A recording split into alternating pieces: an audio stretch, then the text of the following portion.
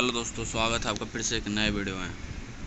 पर्यावरण अध्ययन सहायक सामग्री यूनिट 1 से 7 तक का। ठीक है दोस्तों, पूरा कंप्लीट नोट्स है और कंप्लीट जो इम्पोर्टेंट क्वेश्चन दोस्तों मैं इस वीडियो में बनाऊंगा। दोस्तों अगर आप लोग चैनल पे नए हैं तो चैनल सब्सक्राइब करके बेल आइकन दबा के ऑल पे क्लिक करें। वीडियो को लाइक कर दो, जिनका भी एग्जाम है सभी को शेयर कर दो यार, ताकि वो लोग देख लें। ठीक है दोस्तों, चलिए वीडियो को स्टार्ट करते हैं।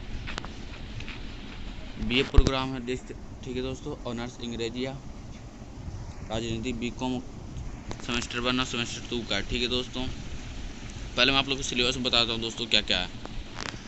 आप लोग देख सकते हैं पर्यावरण अध्ययन परिचय है, और दूसरा एक यूनिट है दोस्तों पारितंत्र अवधारणा एवं परिभाषा। यूनिट 3 है प्राकृतिक संसाधन। यूनिट 3 इम्पोर्टेंट है दोस्तों, आप लोग ज़रूर एक बार देख लीजिएगा। ठीक है दोस्तों, यूनिट 4 है जो जैव विविधता, ये भी बहुत इंपॉर्टेंट है दोस्तों, आप लोग ज़रूर एक बार देख लीजिएगा।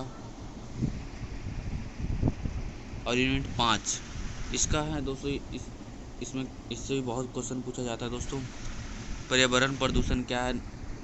अध्याय 2 है नाभिकीय खतरा, नर्वस हार्डर्स क्या है और मानव स्वास्थ्य को जोखिम। अध्याय 3 है ठोस अपशिष्ट, सॉलिड वेस्टेड। अध्याय 4 है प्रदूषण। और यूनिट 6 है दोस्तों वैश्विक पर्यावरण के मुद्दे। और यूनिट 7 है मानव जनसंख्या पर्यावरण पर उसका प्रभाव। ठीक है दोस्तों, चलिए अब बताता हूँ मैं आप लोग। पर्यावरण अध्ययन का परिचय इकाई 1। ठीक है दोस्तों, यूनिट 1 पर्यावरण अध्ययन की अंतर बहुशास्त्रीय प्राकृतिक पर्यावरण के घटक वायुमंडल, स्थलमंडल और जैव मंडल। विषय क्षेत्र एवं महत्वपूर्ण संपोषणीयता की अवधारणा एवं संपोषणीय या सतत विकास पर्यावरणवाद का संक्षिप्त इतिहास है। परिचय है दोस्तों, 21वीं सदी की शुरुआत में पूरी दुनिया के समक्ष पर्यावरण की सुरक्षा बेकरार समस्या खड़ी हो गई। यह कारण है कि पर्यावरण अध्ययन एक ज्वलंत विषय के रूप में उभरा है, क्योंकि पर्यावरण की सुरक्षा तभी संभव है जब उस विषय में जागरूकता हो। पर्यावरण का तात्पर्य है कि हमारे चारों ओर एक अवकरण। पर्यावरण का अर्थ उन भौतिक दिशाओं तथा परिस्थितियों मतलब इन्वायरमेंट से है जो हमारे चारों ओर हमें आवर्त किए हुए हैं। यह एक व्यापक संकल्पना है एवं उन सभी दिशाओं को अपने में शामिल करता है और जो किसी जीवधारी को उसके जीवन काल में प्रभावित करते हैं। साधारण शब्दों में पर्यावरण का तात्पर्य हमारे आसपास का वातावरण है। दोस्तों और भी किसी सब्जेक्ट का आप लोग को नोट चाहिए या इम्पोर्टेंट क्वेश्चन चाहिए तो वीडियो के कमेंट बॉक्स में आप लोग ज़रूर बताएं। अगर आप लोग चाहते हैं मुझसे इंस्टाग्राम से जुड़ने के लिए तो वीडियो के डिस्क्रिप्शन में इंस्टाग्राम का लिंक भी दिया, वहाँ से आप लोग जाकर मुझे फॉलो कर सकते हैं, मैसेज कर सकते हैं, मैं तुरंत रिप्लाई दूँगा। ठीक है दोस्तों, अब आगे देखते हैं।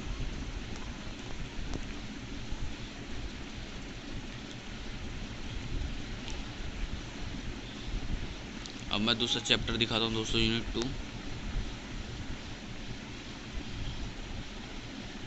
आप लोग ये ज़रूर एक बार देख लें, क्योंकि दोस्तों DO का सेकंड सेमेस्टर का एग्ज़ाम 7 जुलाई से होने वाला है, इसलिए आप लोग ज़रूर एक बार देख लें। मैं कंप्लीट नोट्स इसलिए बता दे रहा हूँ दोस्तों, ताकि आप लोग एग्ज़ाम के समय फिर आप लोग को परेशानी होती है, आंसर मिलता नहीं है। देखिए दोस्तों, यूनिट 2 अवधारणा एवं परिभाषा। पारितंत्र प्रकृति की वह क्रियात्मक इकाई है जिसमें जीवमंडल के सभी घटकों के समूह पारस्परिक क्रिया में सम्मिलित होते हैं। पारमिता सजीव एवं निर्जीव अंशों में विभिन्न तत्वों का चक्रण होता रहता है।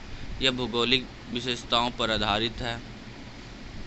विशेष भूविष्ट वाला क्षेत्र होता है। जैविक समुदाय व पर्यावरण के इस अंतर्संबंध को एजी टेस्नेल ने वर्ष 1935 में इकोसिस्टम की संज्ञा देते हुए इसे इस रूप में परिभाषित किया। पारिस्थितिकी तंत्र वह तंत्र है जिसमें पर्यावरण के जैविक व अजैविक कारण अंतर्संबंधित होते हैं। पर्यावरण ही वनस्पति व जीवों के अस्तित्व का आधार है, वह इन्हें पोषित करता है। पर्यावरण ही पारितंत्र को नियंत्रित व संचालित करता है। मॉकहाउस व स्मॉल के मतानुसार पादप व जैविक समुदाय जीव जंतु प्लस मानव के प्राकृतिक पर्यावरण व आवास के आधार पर अध्ययन करता है। पारिस्थितिक तंत्र पीटर हेगेट के परिभाषा अनुसार पारिस्थितिक तंत्र वह परिवेश व्यवस्था है जिसमें पादप व जीव जंतु पोषक श्रृंखला द्वारा अपने पर्यावरण से संयुक्त रहते हैं। पारिस्थितिक तंत्र के किसी घटक में परिवर्तन होने की स्थिति में ऊर्जा प्रवाह बाधित होता है, असंतुलित की स्थिति उत्पन्न होती है। वह यह जैविक अस्तित्व के लिए संकल्पप्राय भी हो सकता है। पारितंत्र के अंतर्गत समस्त जीव परितंत्र की प्रतिक्रिया करते हुए ऊर्जा प्रवाह से पोषण ग्रहण करते हैं। फलतः जैव विविधता व विभिन्न भौतिक चक्रों का पोषण होता है। दोस्तों वीडियो को लास्ट तक देखिएगा, क्योंकि जो भी इंपॉर्टेंट क्वेश्चन होंगे दोस्तों मैं बता दूंगा। आप लोग एग्जाम से जाने से पहले एक बार जरूर देख लें, ठीक है दोस्तों। हमें दिखाई ये देखिए दोस्तों, यहाँ पूछा हुआ है पारितंत्र की संरचना, जैविक व अजैविक घटक। देख सकते हैं दोस्तों स्टार लगा हुआ है। ये दो प्रकार का होता है दोस्तों। पहला होता है जैविक घटक और जैविक घटक भी दो प्रकार के होते हैं, ठीक है दोस्तों। पहला होता है उत्पाद और दूसरा होता है उपभोक्ता, मतलब उपभोक्ता कंज्यूमर, ठीक है दोस्तों, जो उपयोग करता है। यह जीव उत्पादक को आश्रय देते हैं, ठीक है दोस्तों। उपभोक्ता भी तीन प्रकार के होते हैं, प्राइमरी उपभोक्ता, सेकेंडरी मतलब द्वितीय उपभोक्ता, और टर्सरी मतलब तृतीय उपभोक्ता, ठीक है दोस्तों। मैंने आप लोगों को बताया था दो प्रकार के होते हैं, एक अजैविक घटक, ठीक है दोस्तों। पारितंत्र की प्रकार मतलब क्या क्या इसका उपयोग है, ठीक है दोस्तों, क्या क्या इसका कार्य है। पहला देखिए ए है जो ऊर्जा प्रवाह, एनर्जी फ्लो, ठीक है दोस्तों। दूसरा है खाद्य श्रृंखला, फूड चेन्स, ठीक है, जैसे पौधा हिरण, ठीक है, हिरण है जो पौधे को खाता है, और शेर है जो खाता है हिरण को, ठीक है दोस्तों।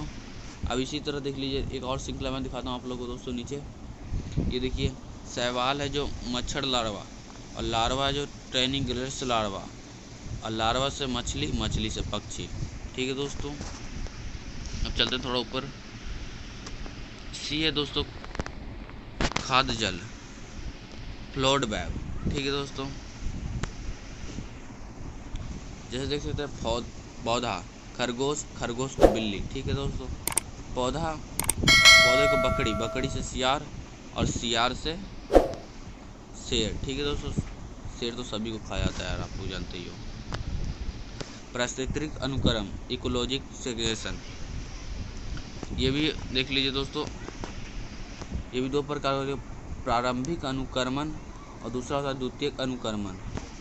फिर सी देख लीजिए दोस्तों, जैव भू रसायन चक्र, बायोलॉजिकल प्रोसेस, ठीक है दोस्तों। अब चलते हैं थोड़ा ऊपर। अब देखिए गैसीय चक्र, एक होता है अपसादी चक्र, ठीक है दोस्तों। अब देखिए ये स्टार लगा, पारिस्थितिक तंत्र, उपभोक्ता की अवधारणा, ठीक है दोस्तों। परस्थलीय पिरामिड, जो पिरामिड श्रृंखला मैंने आप लोगों को जो दिखाया है, लोग पौधा है जो बकरी खाता है, पौधे को बकरी खाता है, बकरी को शेर खाता है, ठीक है दोस्तों। अब स्टार लगा संख्या पिरामिड, ठीक है, नंबर के आधार पे होता है दोस्तों ये। अब देखिए स्टार लगा हुआ जीव भार, बायोमास पिरामिड, ये देख सकते हैं दोस्तों। अब देखिए यहाँ पे भी है ये ऊर्जा पिरामिड, आप लोग देख सकते हैं, ये 10% के आधार पर चलता है दोस्तों। अगला है दोस्तों भू संतुलन समस्थिति, ठीक है। और अगला है पारितंत्रों के प्रकार, जो क्या क्या प्रकार है वो बताता हूँ दोस्तों। पहला जो टुंड्रा पारितंत्र, फिर दूसरा है वन पारिस्थितिक तंत्र, तीसरा है घास पारितंत्र, ठीक है दोस्तों। आप लोग देख सकते हैं पूरा कंप्लीट मैं बताता हूँ दोस्तों। ये देखिए मरुस्थलीय पारितंत्र, एक होता है जलीय पारितंत्र, तालाब पारितंत्र, झील पारितंत्र, एक्चुरी पारितंत्र। मैं इसलिए आप लोगों को पढ़ के नहीं बता रहा हूँ दोस्तों, ताकि वीडियो ज़्यादा लॉन्ग नहीं बने। आप लोग बिल्कुल आराम से जल्दी कर लें दोस्तों, आप लोग का टाइम ज़्यादा ही वेस्ट ना हो। इसलिए आप लोग, मैं छोटी वीडियो बना रहा हूँ ताकि आप लोग वीडियो को बिल्कुल आराम से लास्ट तक देख लें, और एग्ज़ाम से पहले आप लोग एक बार ज़रूर देख लें इसको दोस्तों। अगला है दोस्तों नदी पारितंत्र। ठीक है दोस्तों, अगला समुद्री पारितंत्र। ये इस प्रकार के पारितंत्र में जल खाड़ा होता है। ठीक है दोस्तों, पृथ्वी के लगभग 71% भाग पर जलीय पारितंत्र है। ठीक है दोस्तों, ये जो 71% आप लोग याद रखिए दोस्तों, ये बिल्कुल आराम से आपको दे सकता है, इसलिए आप लोग बिल्कुल ध्यान से रखिएगा याद। अब यूनिट 3 में आ चुके हैं दोस्तों प्राकृतिक संसाधन। ठीक है दोस्तों, जहाँ पे इम्पोर्टेंट रहेगा दोस्तों मैं वहाँ बता दूंगा। भूमि संसाधन आपसे पूछ सकता है, भूमि संसाधन क्या है, भूमि संसाधन की व्याख्या कीजिए।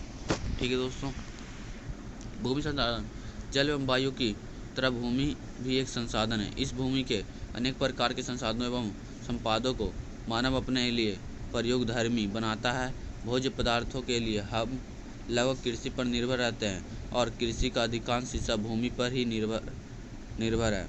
मृदा जिस प्रकार की होगी, खेती भी उसी प्रकार अनुरूप होगी, आप लोग जानते ही हैं। हम अपने जीवन में अनेक स्तरों पर खनिज संसाधनों का उपयोग करते हैं।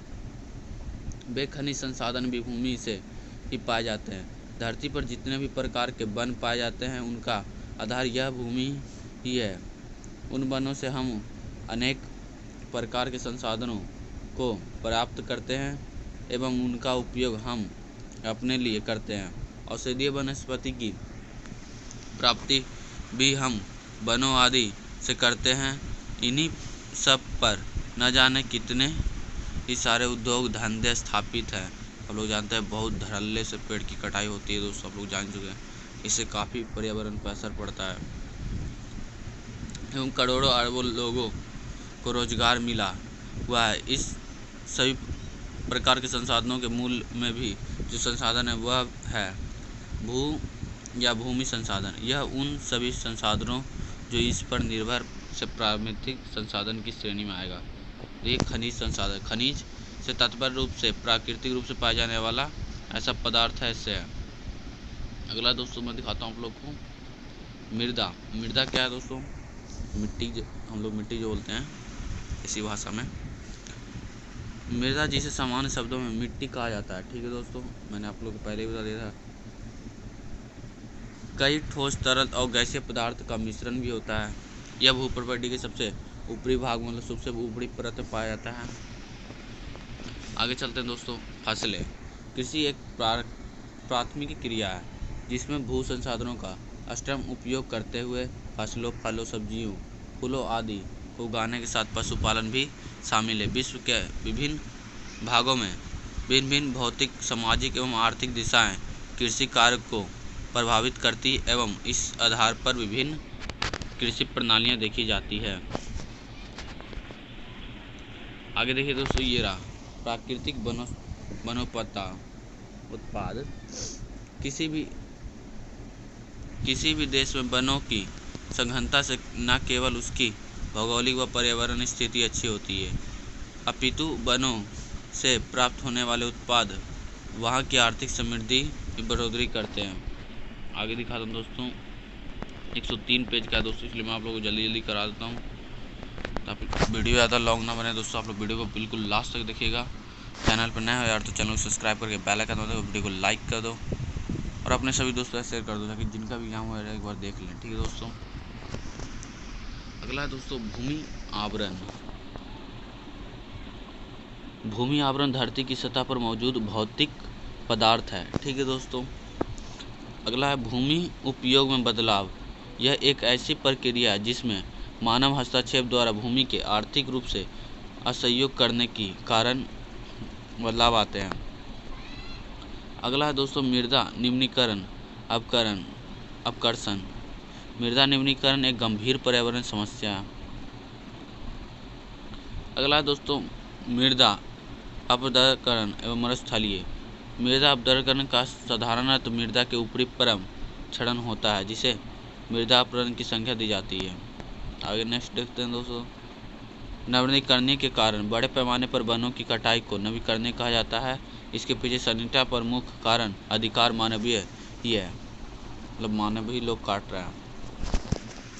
अगला पॉइंट आप लोग देख सकते हैं दोस्तों, खनन एवं बांध निर्माण का पर्यावरण, वनों, जैव विविधता की राजनीतिक प्रभाव।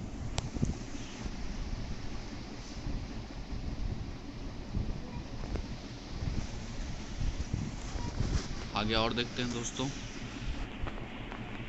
अगला है जल संसाधन। जल संसाधन प्राकृतिक एवं कृत्रिम संसाधन के रूप में पृथ्वी के लगभग 71% भूभाग पर जल का विस्तार। ये भी पूछ सकता है दोस्तों, जल संसाधन क्या है, जल संसाधन की व्याख्या कीजिए। पृथ्वी कितने प्रकार के कितने प्रतिशत पाया जाता है जल, कोई बताएगा दोस्तों, पूछ सकता है आप लोग से, इसलिए आप लोग एक क्वेश्चन जरूरी ध्यान रखिएगा। दूसरा, जल का उपयोग पूरा डिटेल में पूछा है दोस्तों। आप लोग जानते हैं कि 25 नंबर का एक क्वेश्चन आता है, इसलिए आप लोग बिल्कुल आराम से पूरा पढ़ लीजिएगा। इसलिए मैं कह रहा हूँ दोस्तों, आप लोग वीडियो को बिल्कुल स्किप ना करें, वीडियो को लास्ट तक देखें, ताकि एक भी क्वेश्चन आया और आप लोग का छूटा नहीं है दोस्तों, इसलिए मैं बता रहा हूँ। भूमिगत एवं धरातलीय जल संसाधन का अत्यधिक दोहन।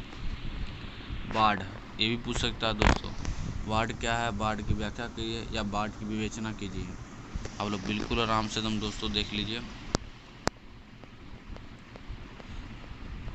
सूखा, सूखा ऐसी स्थिति को कहा जाता है जब लंबे समय तक कम वर्षा, अत्यधिक वाष्पनीय जल से तथा भूमिगत जल के अत्यधिक प्रयोग से भूतल पर जल की कमी हो जाए। इसके प्रकार देख लीजिए दोस्तों, मौसम विज्ञान की संबंधी सूखी, जब किसी बड़े क्षेत्र में अपेक्षा 75% कम वर्षा हो। दूसरा, कृषि सूखा या भूमि आर्द्रता सूखा, मिट्टी में आर्द्रता की कमी के कारण फसलों का मुरझा जाना। तीसरा दोस्तों, जल विज्ञान संबंधी सूखा, यह स्थिति जब पैदा होती है जब विभिन्न जल संग्रहण, जलाशय, झीलों आदि का स्तर वृद्धि की जाने वाली जलापूर्ति के बाद भी नीचे गिरे जाए। अगला चौथा दोस्तों, पारिस्थितिकी सूखा, प्राकृतिक पारिस्थितिक तंत्र में जल की कमी से उत्पादकता में कमी होती है। परिणाम स्वरूप पारिस्थितिक तंत्र में तनाव आता है तथा यह क्षतिग्रस्त होता है। दोस्तों, अगर आप लोग किसी और भी सब्जेक्ट का चाहिए दोस्तों नोट्स और इम्पोर्टेंट क्वेश्चन, तो आप लोग नीचे कमेंट करके जरूर बताएं, मैं उसका भी वीडियो अपलोड कर दूँगा दोस्तों। और बीकॉम वाले ही बता सकते हैं। अंतर्राष्ट्रीय एवं अंतर्राज्यीय जल विवाद, ये बीए प्रोग्राम का है दोस्तों, EBS का। अगला देखिए दोस्तों, स्टार लगा हुआ जो ऊर्जा संसाधन और ऊर्जा संसाधन के स्रोतों का वर्गीकरण। पहला जो प्रारंभिक के प्रयोग के आधार पर प्रारंभिक स्रोत, दूसरा गैर प्रारंभिक ऊर्जा स्रोत। देख सकते ये पूछा था, सतत उपलब्धता के आधार पर नवीकरणीय ऊर्जा का व्याख्या कीजिए। ठीक है दोस्तों, आगे नेक्स्ट देखते हैं दोस्तों। आप लोग से पूछ सकता है कोयला क्या है, कोयला की विशेषताएं बताएं या व्याख्या करें या विवेचना करें। देखिए दोस्तों, कोयला तो आप लोग जानते हैं 4 प्रकार के होते हैं। पहला होता है पिट कोयला, कोयले के विकास में क्रम की प्रथम अवस्था लकड़ी से मिलता जुलता कम गुणवत्ता वाला कार्बन। इसमें कार्बन की मात्रा पता है 40% से कम होता है दोस्तों। दूसरा होता है लिग्नाइट कोयला, निम्न गुणवत्ता वाला भूरे रंग का होने के कारण भूरा कोयला भी कहते हैं। कार्बन का अंश इसमें 40 से 45% होता है दोस्तों। एक जो तीसरा है दोस्तों बिटुमिनस कोयला, ये तीसरा है दोस्तों, यहाँ पे 2 लिखा गया है, टाइपिंग मिस्टेक हो गया थोड़ा। मध्यम श्रेणी का कोयला, कार्बन की मात्रा 55 से 80%, भारत में पाए जाने वाले कोयले का 80% भाग यही है। यही सबसे महत्वपूर्ण है दोस्तों, जो कि पूछा जाता है एग्जाम में, इससे पहले ही पूछ चुका है दोस्तों। चौथा इंटरेसाइट कोयला, सर्वोत्तम श्रेणी का कोयला, कार्बन की मात्रा 80 से 90% इसमें होती है, सबसे ज़्यादा इसी में होता है दोस्तों। अब थोड़ा और ऊपर की चलते हैं। बायोमास या जैव ऊर्जा क्या है, आप लोग बिल्कुल आराम से। राष्ट्रीय सोलर मिशन जो सोलर प्लेट के नाम से हम लोग जानते हैं दोस्तों। कावेरी नदी जल विवाद कब हुआ था, उसे भी पूछ सकता है दोस्तों। इसकी व्याख्या कीजिए, विवेचना कीजिए, इसको समझाएं। क्वेश्चन में कुछ भी दे सकता है दोस्त। चिपको आंदोलन क्या है? चिपको आंदोलन कहाँ से शुरू हुआ था? ये मेगा पाटकर के द्वारा शुरू किया गया था दोस्तों। उत्तराखंड के बहुगुणा गांव से सुंदरलाल बहुगुणा ने शुरू किया था दोस्तों, जो कि पेड़ में बांध दिया गया था, आप लोग जानते ही हैं। वनों की कटाई पे था दोस्तों। अपिको आंदोलन, ये देखिए दोस्तों, ये सितंबर 1983 में प्रारंभ हुआ था। यह आंदोलन पूरे जोश से 38 दिनों तक चला था। तरुण भारत संघ, एक था जंगल बचाओ आंदोलन और एक था गंगा बचाओ आंदोलन। आगे दिखा दूँ दोस्तों आप लोग को। ये देखिए दोस्तों, यूनिट 4, ये बहुत इंपॉर्टेंट है दोस्तों। आप लोग बिल्कुल ध्यान से इस चैप्टर को पढ़ लीजिएगा दोस्तों, क्योंकि इससे क्वेश्चन पूछा जा सकता है। जैव विविधता क्या है, इसकी विवेचना करें, इसकी व्याख्या करें, इसको समझाएं। ठीक है दोस्तों। जननिक अनुवांशिकता विविधता, ठीक है दोस्तों, एक प्रजातीय विविधता। आगे दोस्तों पारिस्थितिकीय विविधता, फिर विराट विविधता वाले राष्ट्र के रूप में भारत, फिर भारत के जैव भौगोलिक क्षेत्र, बायोग्राफिक जोन्स ऑफ इंडिया, फिर ट्रांस हिमालय, फिर हिमालय मरुस्थलीय, गंगा एवं ब्रह्मपुत्र का मैदान, दक्कन प्रायद्वीपीय पठार, पश्चिमी घाट, तटीय क्षेत्र, अंडमान निकोबार द्वीप समूह, उत्तर पूर्व भारत। 225 नंबर का है तो पूरा तो लिखना ही पड़ेगा आप लोग को।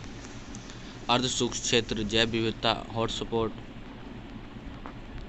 भारत में स्थानिक व लुप्त प्रजातियाँ 132 प्रजातियाँ लुप्त प्राय की श्रेणी में रखा गया दोस्तों। अब इसे रेड लिस्ट और international union for conversion of nature IUCN द्वारा तैयार किए जाने वाला एक ऐसा दस्तावेज है जो वनस्पति पशुओं के साथ कुछ स्थानीय उपजाति के साथ लुप्तप्राय व दुर्लभ प्रजातियों की रिकॉर्डिंग के लिए बनाया गया है। यह पुस्तक मुख्य रूप से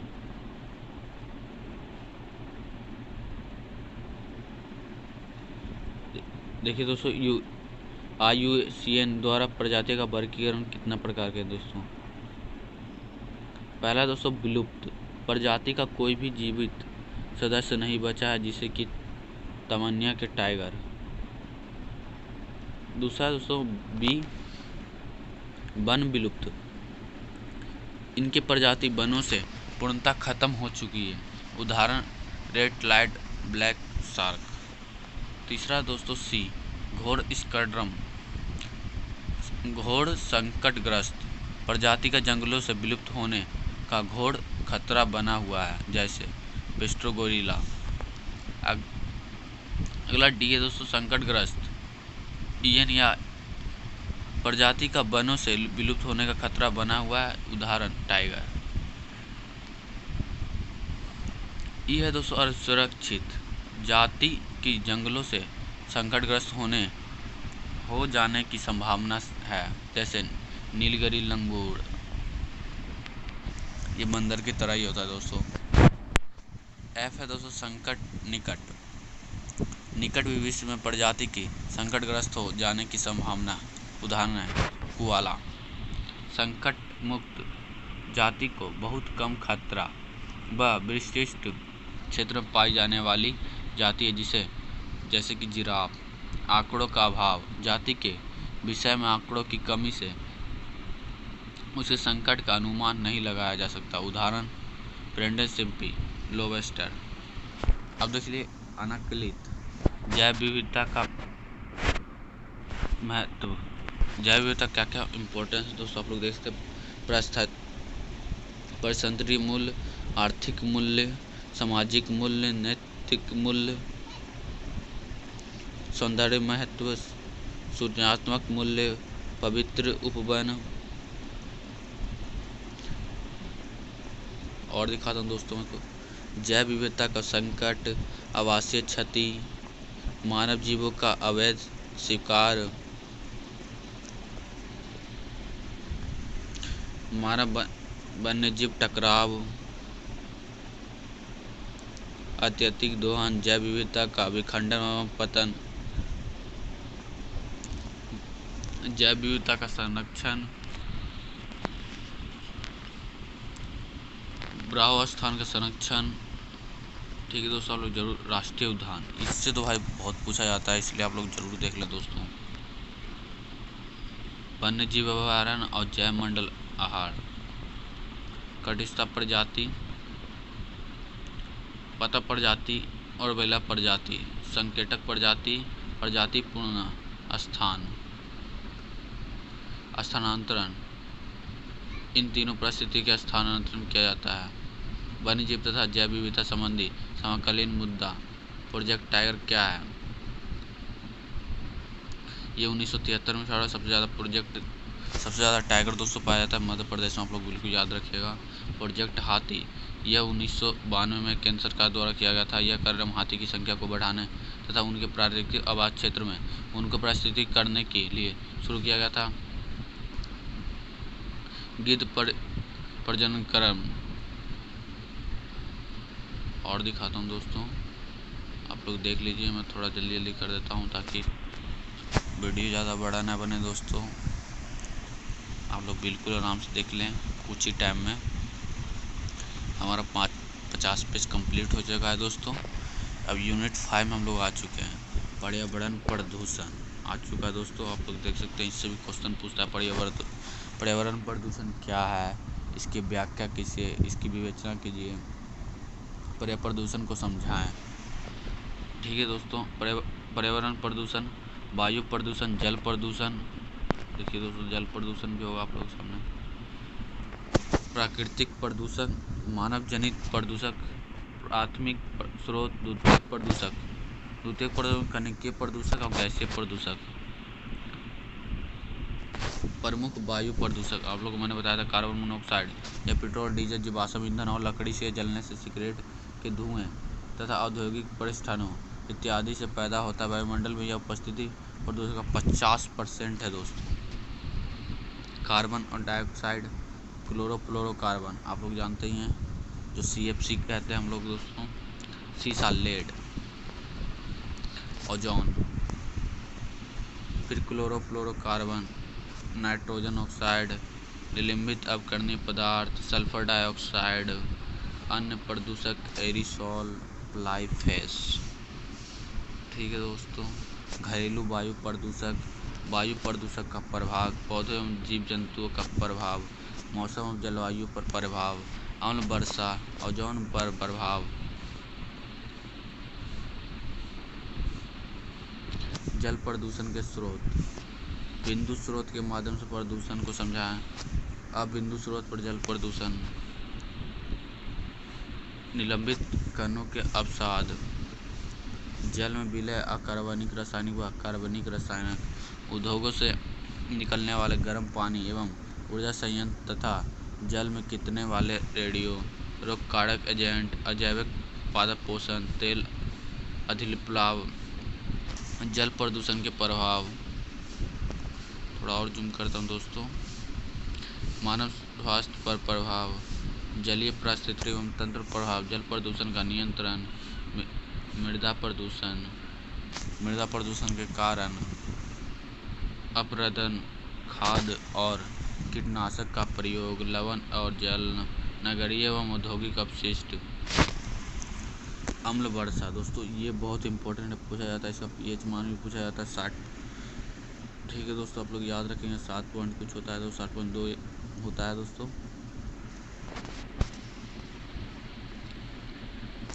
एक ध्वनि प्रदूषण, साउंड पूछता है दोस्तों, देख लीजिएगा ध्वनि प्रदूषण के प्रभाव क्या क्या हैं दोस्तों। ध्वनि प्रदूषण पर नियंत्रण में कैसे रोक किया जाता है, वही है दोस्तों ताप प्रदूषण।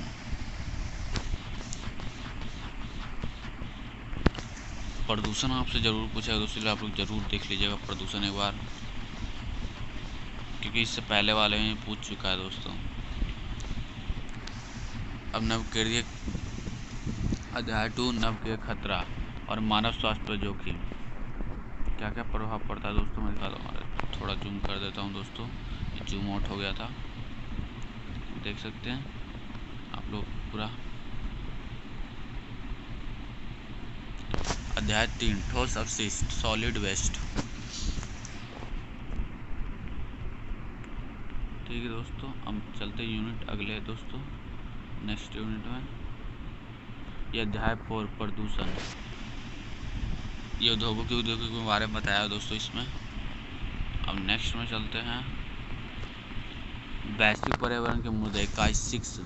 ठीक है दोस्तों, इसमें जलवायु परिवर्तन, ठीक है, वैश्विक तापन, ओजोन क्षरण, अम्लीय वर्षा, वैश्विक संकटों का प्रभाव, सारा पूछ चुका है दोस्तों ये सब। पर्यावरण से संबंधित संगठन व सम्मेलन, पृथ्वी सम्मेलन 1922, जलवायु परिवर्तन पर फ्रेमवर्क UNFCCC, जैव विविधता पर कन्वेंशन CBD, मॉन्ट्रियल प्रोटोकॉल, ये पूछा जाता है दोस्तों, जानते ये 2010 से शुरू हुआ था दोस्तों, आप लोग ज़रूर एक बार देख लीजिए। तो हाँ, क्योटो प्रोटोकॉल, इसको पता है सर दोस्तों 1997 से स्वीकृत किया गया था। 2008 से 2012 तक चला था दोस्तों ये। एगो रामसर समझौता, आप लोग जानते हैं भारत में 142 रामसर साइट है दोस्तों। जो सबसे लास्ट जो शामिल हुआ था चिल्का झील दोस्तों, आप लोग जानते ही हैं। रामसर साइट ईरान में 1971 में हस्तक्षेपी संधि है। रासायनिक हथियार सम्मेलन, संयुक्त राष्ट्र पर्यावरण कार्यक्रम UNEP, सतत पोषणीय विकास बहुउद्देशीय सतत विकास के लक्ष्य, भारत पर्यावरण कानून, वन्यजीव संरक्षण अधिनियम 1972, जल प्रदूषण निरोध व नियंत्रण अधिनियम 1974, वन संरक्षण अधिनियम 1980, वायु प्रदूषण निरोध व नियंत्रण अधिनियम, वायु प्रदूषण संरक्षण अधिनियम।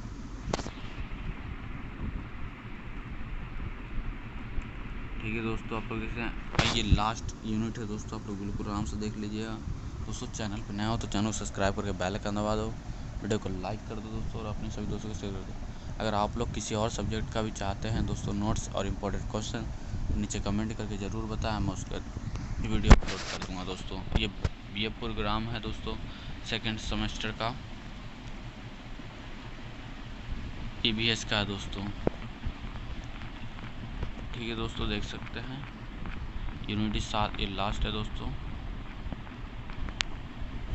थोड़ा जूम कर देता हूँ ताकि आप लोगों को बिल्कुल साफ दिखे। देख सकते हैं दोस्तों ये EVS का है। पर्यावरणीय आंदोलन, चिपको आंदोलन, अपिको आंदोलन, साइलेंट वैली आंदोलन, बनी बिश्नाई आंदोलन, नर्मदा बचाओ आंदोलन। मैंने आपको दोस्तों ऊपर बता दिया है पूरा डिटेल में, नर्मदा बचाओ क्या है, अपिको आंदोलन क्या है, साइलेंट वैली आंदोलन, बिश्नोई आंदोलन, नर्मदा बचाओ आंदोलन। मैंने आप लोगों को ऊपर बता दिया पूरा कंप्लीट दोस्तों, इसलिए मैंने कहा था आप लोग को कि वीडियो को बिल्कुल शुरू से देखें अंत तक, ताकि आप लोग को समझ में आ जाए दोस्तों। ठीक है दोस्तों, साइलेंट वैली घटना यहाँ भी दिया है दोस्तों, इससे पहले ही मैंने आप लोग को ऊपर पढ़ा दिया है। नर्मदा बचाओ आंदोलन मैंने आप लोग को ऊपर बताया दोस्तों, यहाँ भी दिया हुआ, यहाँ भी आप लोग पढ़ सकते हैं।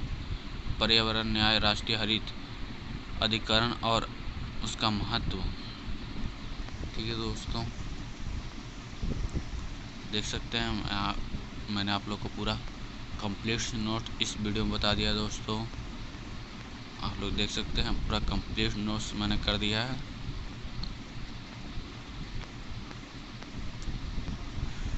ठीक है दोस्तों, मिलते हैं नेक्स्ट वीडियो में, तो तक के लिए थैंक यू, जय हिंद, जय भारत।